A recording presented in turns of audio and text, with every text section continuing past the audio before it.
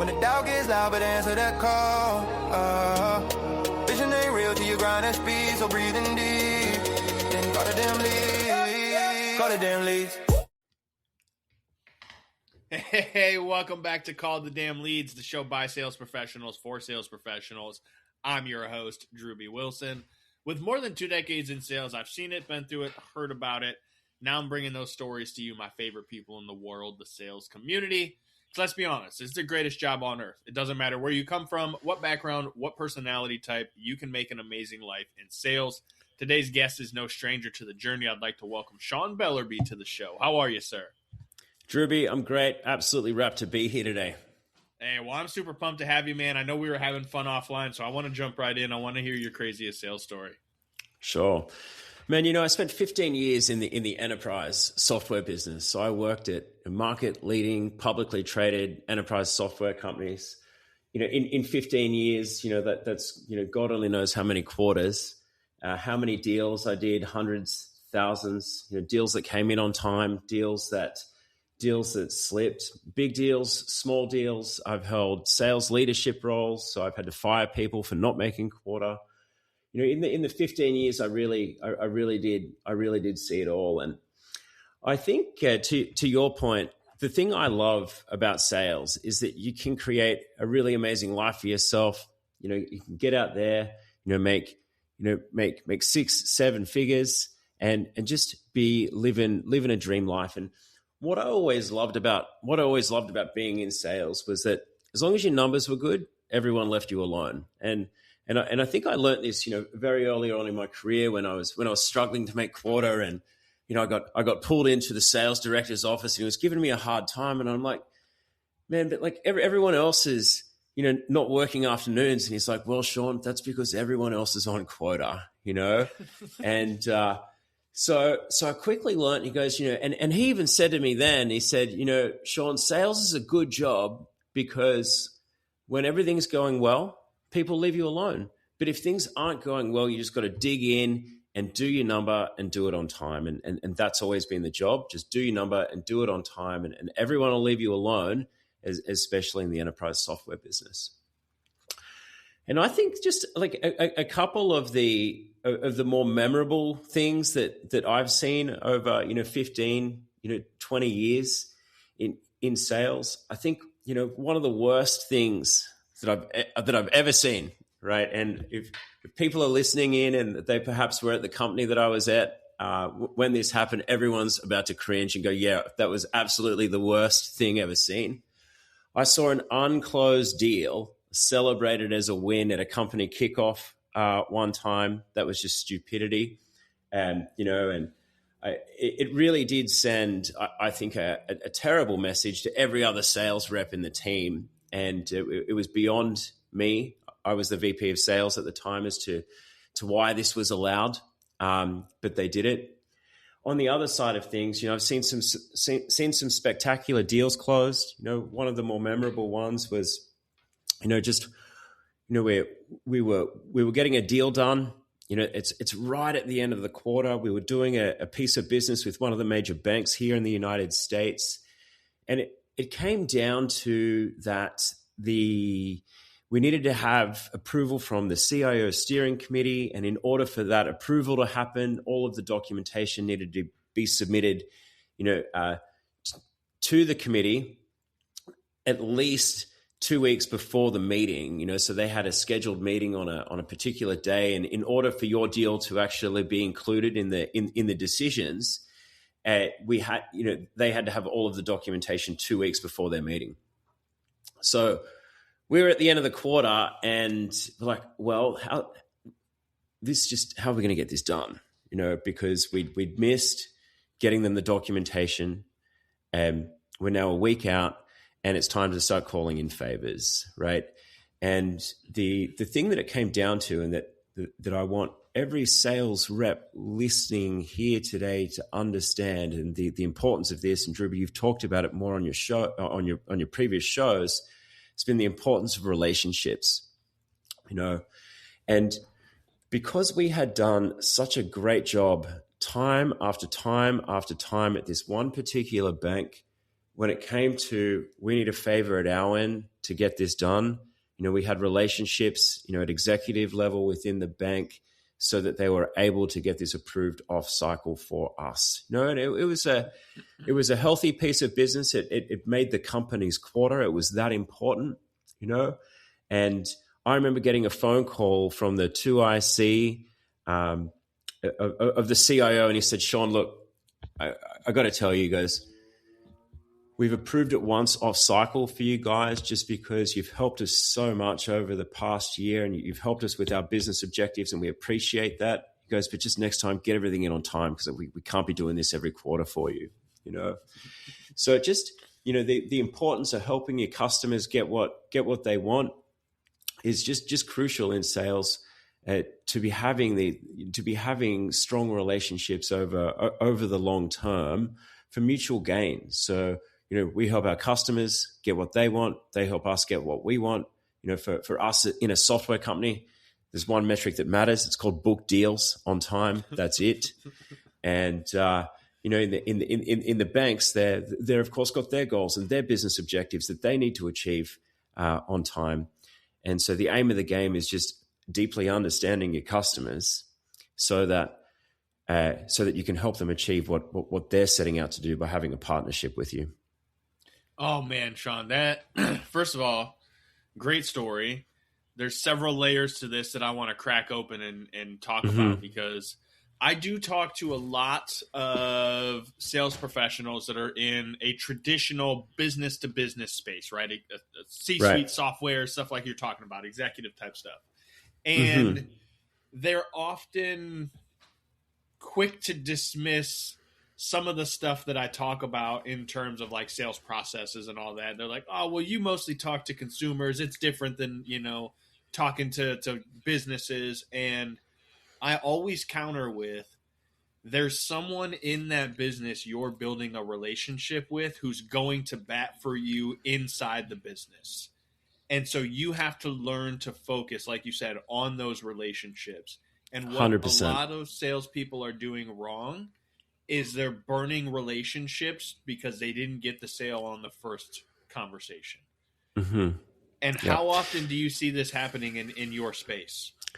So sales is a game of longevity, right? And it's a game of always doing the right thing by your customers. I remember one time when I was 20, maybe I was 22. I'm about to turn 43. This is a long time ago now. This is how long I've been in sales. And I was at a big tech company. It was called Mercury Interactive, and this company was actually acquired by Hewlett Packard in 2006.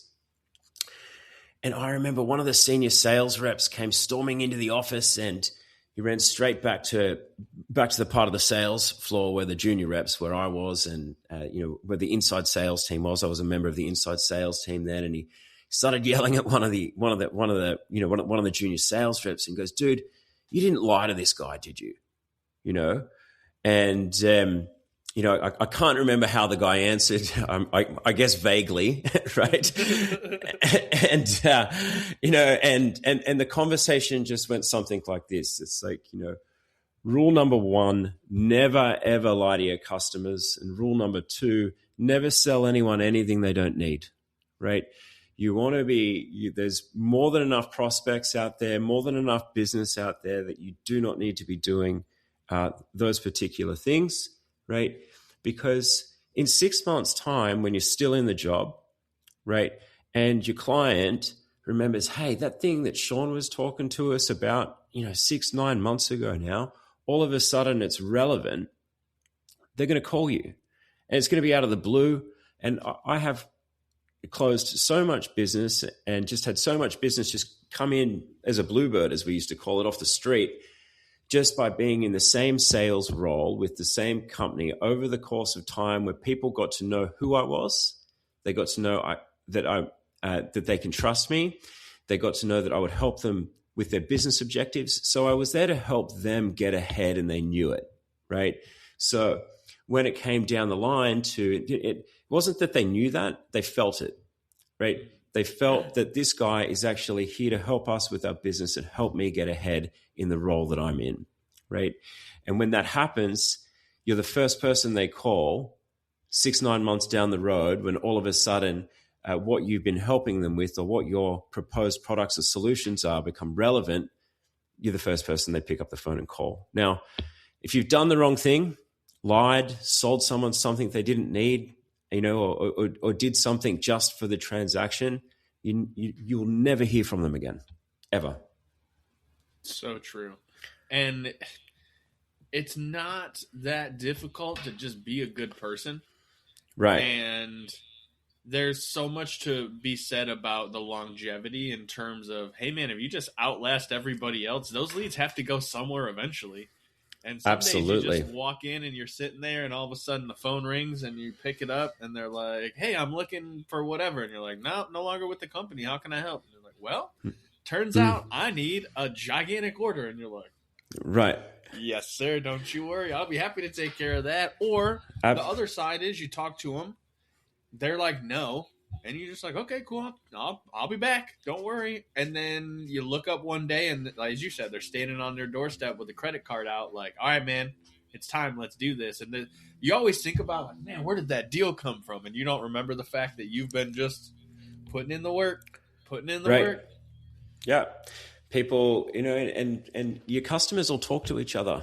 The banks here in the US, they all go to conferences together. They all talk to each other.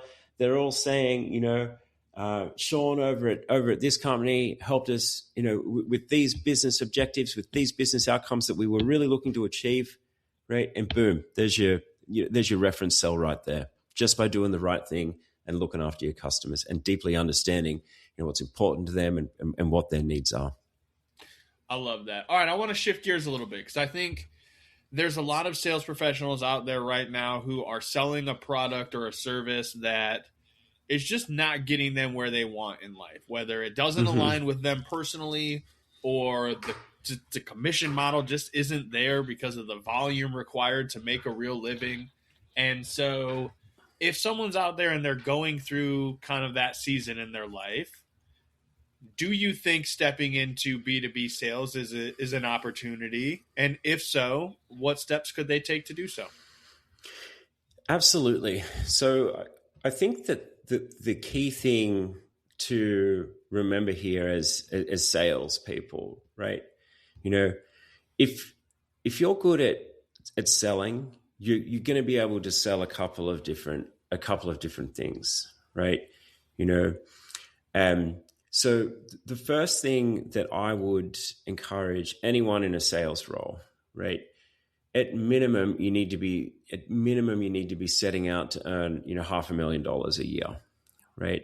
So if you're not in a role where you can easily see how this comes together, right? Now, it may not happen in the first year you're in the role, right?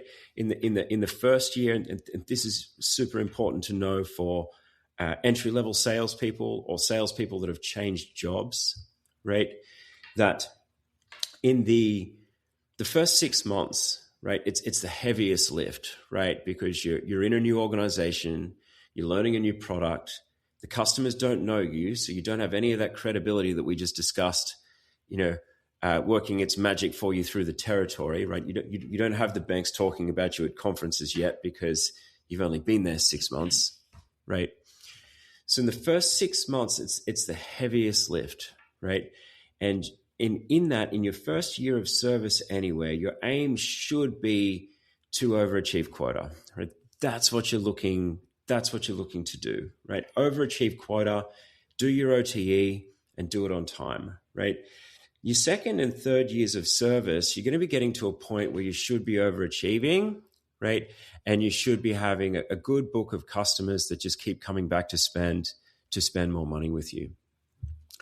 Now, if you're in a couple of problems, of course, that we all face as salespeople, if you're in a place where it's clear to you that making $500,000 a year is just not going to come together, now I would recommend evaluating that before you take a job, right? Like, so you want to make sure that before I take this job, is it in a company that's performing well?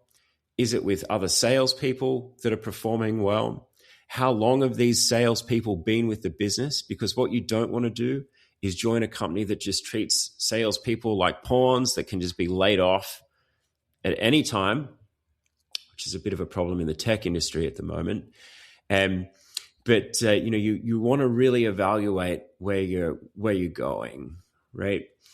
And if you're not in a place, like if you've been in a spot for, if you've been in a spot for 18 months, 2 years, coming into 3 years, and you're not making 500, 750 plus a year, then absolutely start looking at where you can do that, right? And I know for sure that those types of years are very possible still in the enterprise software business. And I encourage people, that are listening today, if they're really serious about a career in sales that is not only a lot of fun, but it's hugely profitable, and you get to help customers solve some very complex problems. Enterprise software is absolutely a great place to be. From a business to business perspective, we can also make a lot of money. And I love the way that you broke that down, because that to me was a part of my journey. I very distinctly remember was, I was 4 years into selling insurance, thinking, hey man, I work Monday through Friday, no weekends. Like I kind of get time off, I got commissions, and and then I start looking and I was like, well, I'm only making like 40 grand a year, 50 grand a year. And there's some really dumb people out there making hundreds of thousands of dollars. And no offense to any of you idiots out there that are making lots of money, like kudos. Because I was sitting there as a guy that I consider myself relatively intelligent. Sean, I imagine you do as well. It's like, absolutely. Why am I not getting what they're getting? And I had to have that conversation with myself. It's like, because I'm not putting myself in a position to earn it. And it takes time. It is hard. And yet when you find the right offer and the thing that you get in alignment with, and you can go out there and be passionate and grind and build the relationships and get excited about it, the opportunities are endless. 100%. Right. And endless to live a great life. Like I know with with my friends who are still employed at enterprise software companies, they're living great lives. They're very comfortable lives, right? And that's what the enterprise software companies are very good for. But none of them would ever admit this, but I don't know any of them that really work Fridays, to be honest. Like they might do a couple of hours on Friday morning, but really at the end of the day, they're doing their number, they're doing it on time, and they're spending their time, surfing, snowboarding with their families and having fun, through the week and on their weekends. And that's what it's all about, right? Is if you do the numbers, people will leave you alone. I think that's what I heard you say earlier. And I'll never not love that ability from sales. Is like, hey, if I show up, work hard, I do my numbers, especially if I go over my numbers just a little bit. Don't go crazy, because then your numbers get way big, and that's a whole other conversation, right? You don't want to be a sandbagging son of a bitch, but like put your numbers up, get you where you need to be, and then live your life, man. That's what this is all about. That's exactly right. And it's also the type of sales person I want to hire as a sales leader as well, right? I like to hire sales reps that know what the job is, and the job's pretty simple. Do your number and do it on time, right? And when you hire men and women that are highly skilled, they'll do that. And what they'll actually do is they'll do it with minimum fuss. They'll just get out there and do it. Why? Because they don't want you calling them, right? So, and frankly, as the VP of sales, I don't want them calling me either. I've got fun things I want to go and do. I don't want to be taking phone calls from my team all day. I want people that will do the job and leave me alone. And in return, I'll just leave them alone too, right? And everyone is happy at the end of the quarter. Everyone's getting big commission checks. And you know what? We've lived a really great life and enjoyed ourselves the whole way there. And that's what we're here for. And we could probably sit and nerd out and have fun doing this for hours on end. But I want to respect your time because, we both got things to do because we're sales professionals and we hit our numbers. So we get to live the life that we want to live. So how do we come find you, follow you, check out more of your content, man? I'm sure this is just the tip of the iceberg. Absolutely. So these days, I help salespeople transition out of sales roles. And a lot of the time, if they're selling someone else's product, they've already got 80% of what they need to start selling their own. They're just missing a clear offer. So I help salespeople and other highly skilled professionals build a premium offer and start selling that for themselves so they can start to make 10, 20K a month, even while they're still employed, at a company, and just get a true side hustle moving. So I do that with a program called Purpose to Profit. People can find me over on Instagram. It's at Sean Bellerby, and love to connect there. Love it, man. I will make sure we put all that in the show notes so people can find you and check it all out.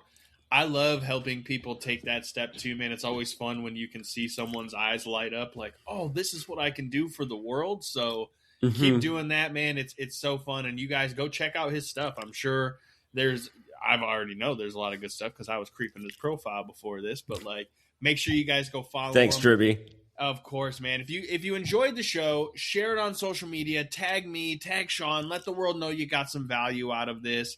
Maybe you know somebody who sucks as a sales leader and they need to hear some of the stuff that Sean shared. Go send them the episode. You don't have to tell them they suck. Just send them the episode. You can actually get them to give me a call, and I'll see if I can turn them into a great sales leader. There you go. Give them a call. Listen, you guys, share the episode. If you have a story I want you to be on, head over to callthedamnleads.com/podcast. Send us your details. Let's get you booked in. Let's share your crazy story. While you're there, grab a hat, sweatshirt, keychain, maybe a book or two. Support the show. We'll see you guys next time. Pick up the phone. Call the damn leads. When the doubt gets loud, but answer that call. Vision ain't real till you grind that speed, so breathing deep. Then call the damn leads. Call the damn leads.